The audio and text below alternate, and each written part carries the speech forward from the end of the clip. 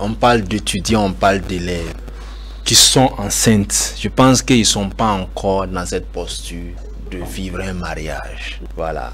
On dit dans la gestion du timing, quand on est élève, 80% de notre temps doit être consacré aux études.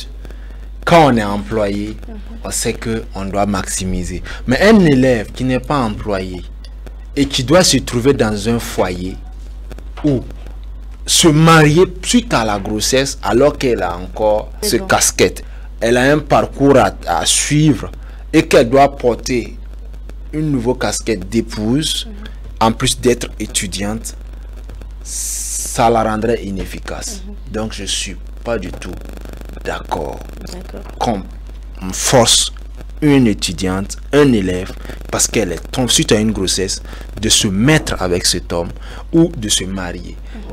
Pourquoi? Se mettre avec cet homme, souvent nous voyons que c'est qui cet homme-là? C'est un élève comme lui ou c'est un étudiant comme lui? C'est et puis comme on appelle grossesse non désirée. Ils n'attendaient pas une grossesse. Ils ont juste fait, ils cherchaient leur propre plaisir et ça aboutit. Qu'est-ce qui les a motivés à la grossesse?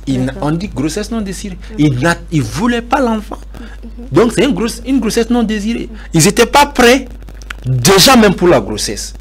Ils étaient d'abord dans la quête du plaisir. Donc quand il y a la grossesse, c'est pas pour autant que vous devez l'obliger à épouser cet homme. Les conséquences sont très fatales.